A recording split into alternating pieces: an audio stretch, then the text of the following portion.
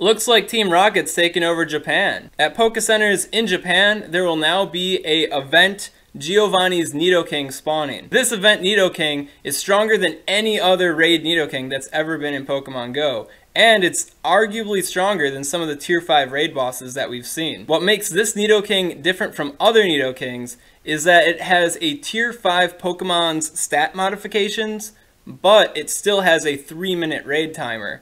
As a result, this event Nidoking is actually more difficult to defeat than Mewtwo itself. Now, if you've got the power, you got the skill and the swag to defeat this Nidoking, and you prove it to the staff in the Poke Centers, then you get a special, limited edition, I beat that Nidoking sticker. Not a medal in game, but a real life, actual sticker. Unfortunately, this event's only in Japan, so as far as the difficulty of this Nidoking goes, the Tyranitar duo brothers from Japan already tried to duo this beast and were unsuccessful. So you can see here that the raid timer is only 3 minutes, or a little bit less than that due to lag. And when you skip to the end, you can see that they just quite don't make it, right? Aw, geez. Kind of like 2/3 of the way though. Yeah, checking Pokebattler, it appears that this particular Nidoking can be trioed, but it cannot be duoed. Even with a weather boost and all maxed out Kyogres, you still won't have enough time to get the duo in. So if you're looking to trio it, you know, the Tyranitar brothers, you want to hit up the swag man, I'd be... Just came in that the fight that the Tyranitar brothers did was glitched, and the fight is actually 300 seconds. So it's just a tier 5 Nidoking, nothing weird with the timing like that. And because it's 300 seconds, it can be duoed. For everybody else wondering what's good to beat this Nidoking, you know I got the swag tips. So here's my basic counter graphic where we show Kyogre is the supreme counter to Giovanni's Nidoking. We got Mewtwo as a good counter, Gyarados and Groudon are also good counters. One thing that kind of separates Mewtwo from them, kind of hard to classify it so simply, is that it has this massive DPS compared to the other good counters, as good as Kyogre's, but you'll see in the graphs up ahead that it doesn't quite have nearly as good as TDO as Kyogre, making it not as supreme as Kyogre, but definitely better than the other good. So I hope putting him above them kind of, you know, signifies that. But if you want to power up a Pokemon specifically for kicking this Nidoking's butt, you're going to go with that Kyogre. We also have Espeon and Alakazam here as glass cannons, very nice. And then Lugia is a particularly strong tank against this raid. And at the bottom, alternative options as always. Now, I realize that this graphic is pretty legendary heavy, which is kind of off-putting. So I've got a non-legendary version for you. In the non-legendary version, we have Gyarados rocking the Supreme, being better than everyone else. The main advantage that Gyarados has in this fight over other attackers is that it has a resistance to the Earthquake and a resistance to the Mega Horn. So overall, it's going to be resisting more hits than the other Pokemon.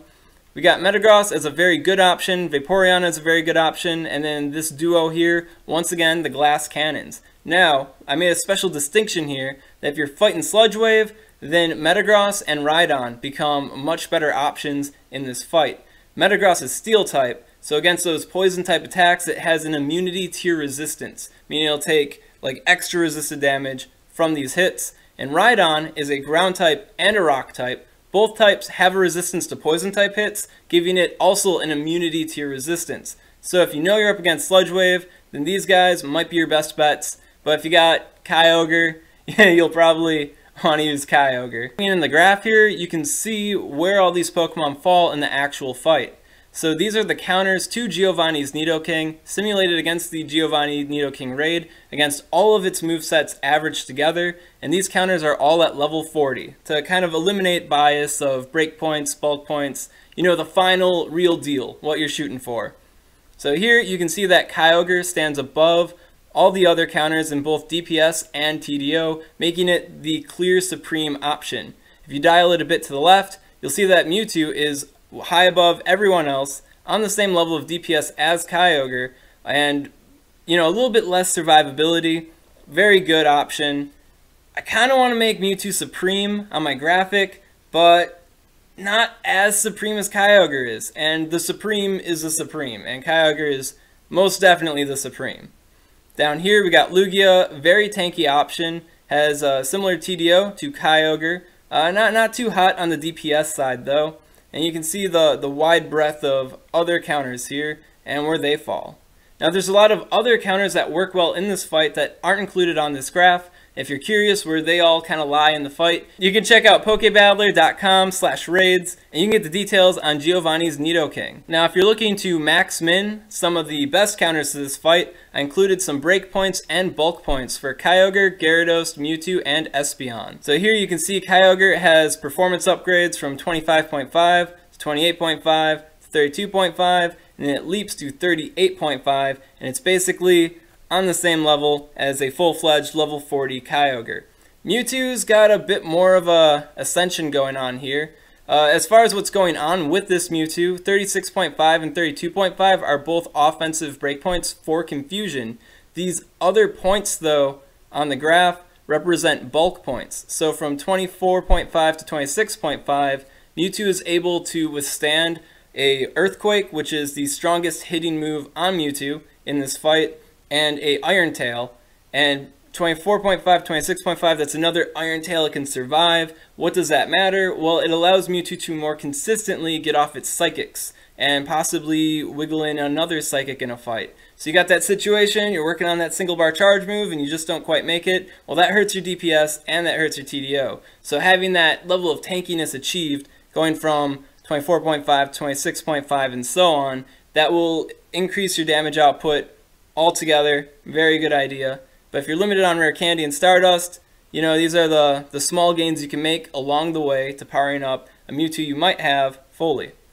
Similar with Espeon, 35.5 is the breakpoint for confusion, 37.5 is Espeon's bulk point.